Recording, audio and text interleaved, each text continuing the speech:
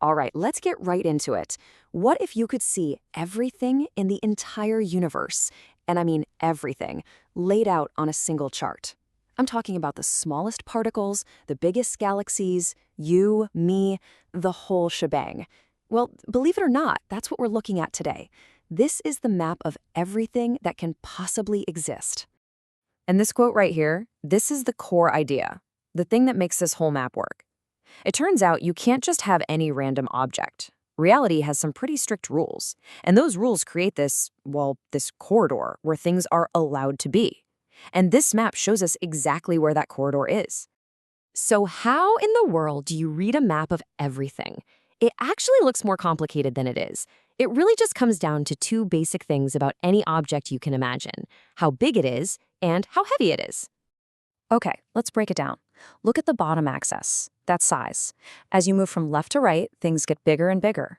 Now look at the side axis. That's mass. As you go from the bottom to the top, things get heavier. Pretty simple, right? So like a mosquito would be a little bit to the right and a little higher up than a single grain of sand.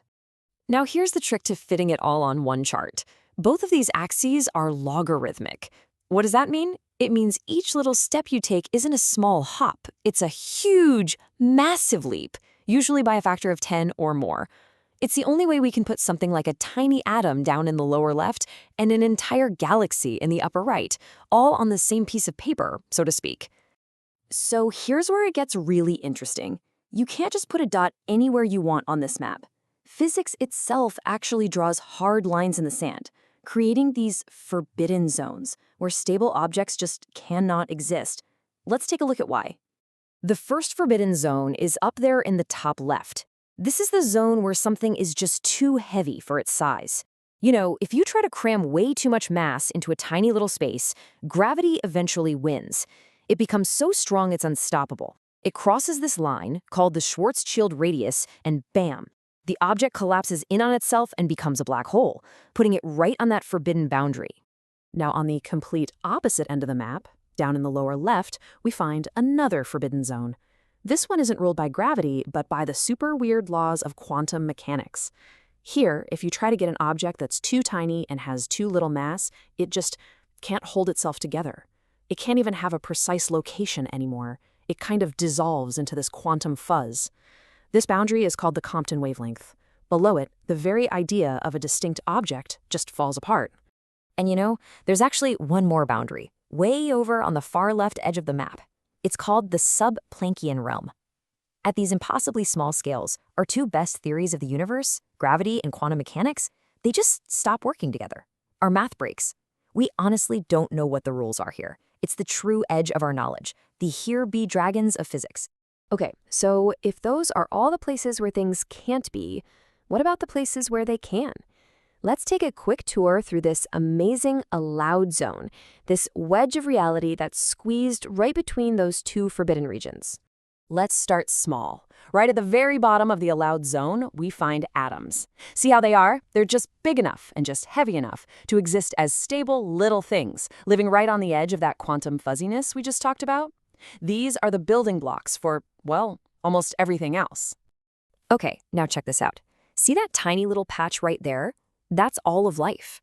Everything from a single-celled bacterium to a blue whale, including you and me, we all exist in that one little spot on this gigantic cosmic map. Wow. I mean, it really puts things into perspective, doesn't it? As we move up and to the right, things get a lot bigger. We find planets like our own Earth and stars like our Sun.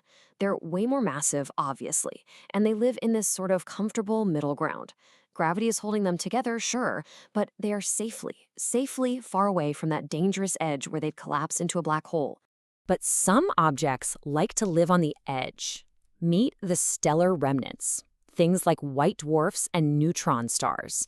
These are the super dense corpses of dead stars, and they pack an unbelievable amount of mass into a ridiculously small space. And that's why you find them living so dangerously close to that black hole boundary. They are pushing the absolute limits of existence. And finally, we arrive at the top right of the map. These are the true titans of the cosmos. Entire galaxies, clusters of galaxies, even superclusters. They are the biggest, most massive things we know of, and they fill out the very top end of our map of everything. Now, you might think that's the whole story, but this map has another incredible secret. Woven right into this chart of size and mass is something else, something even bigger, the entire history of our universe. You see those dashed lines sweeping up and to the right? Each one is like a snapshot of the universe at a different age. It starts way back at Planck time, the earliest moment our physics can even handle, and stretches all the way to today.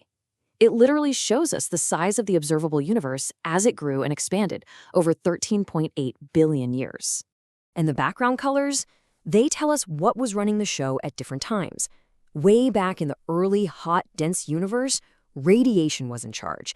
Then, for billions of years, matter, the stuff we're made of, took over. And now? Well, now the universe is dominated by this strange, mysterious thing we call dark energy. So, after all that, what's the big idea? What does this all mean? This map isn't just a catalog of stuff, it's a map of the rules of the game. It shows us the incredible tightrope that all of reality is forced to walk. It all boils down to these two fundamental rules that shape everything. It's a cosmic balancing act. On one side, if you get too dense, you collapse into a black hole. On the other side, if you get too small and light, you just dissolve into quantum fuzz.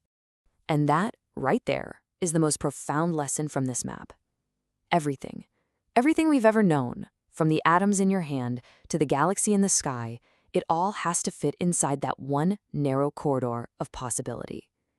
Reality exists in that sliver of space between total gravitational collapse and complete quantum chaos. Which, of course, leaves us with one final, mind-bending question.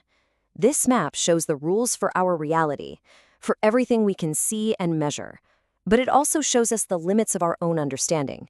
So, if this is the corridor where our reality lives, what on earth could possibly lie beyond those forbidden boundaries?